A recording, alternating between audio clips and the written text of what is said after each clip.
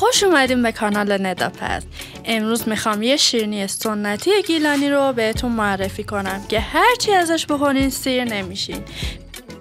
مواد لازم برای این شیرینی خوشمزه: یه تخم مرغ، یه پیمانه آرد سسف، یه قاشق مرباخوری پودر وانیل و یه قاشق مرباخوری پودر بیکینگ پودر، یک پیمانه ماست، شکر به مقدار لازم، یک قاشق غذاخوری گلاب و یک پیمانه کشمش پلویی و زعفرون آسیاب شده به مقدار کم. حالا میریم برای ترکیب این مواد خوشمزه.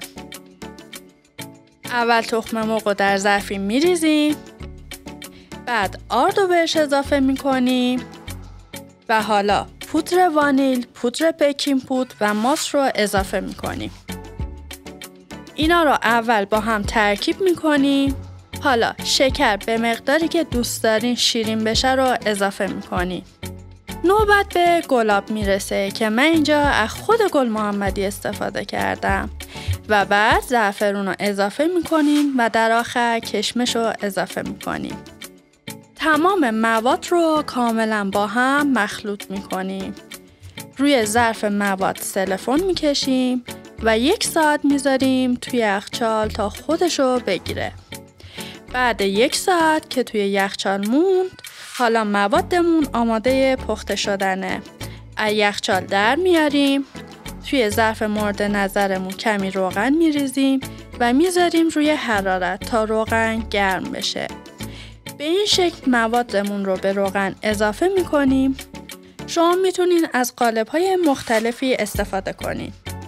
بعد از مدت کوتاهی شیرینی ها رو برمیگردونیم تا اون طرفش خوب بپزه. حالا شیرینی شما آماده است.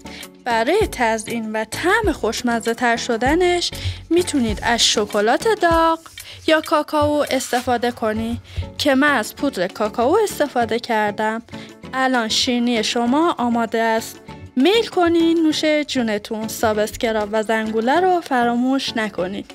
راستی اگر درست کردین خوشحال میشم نظرتون رو به من بگید.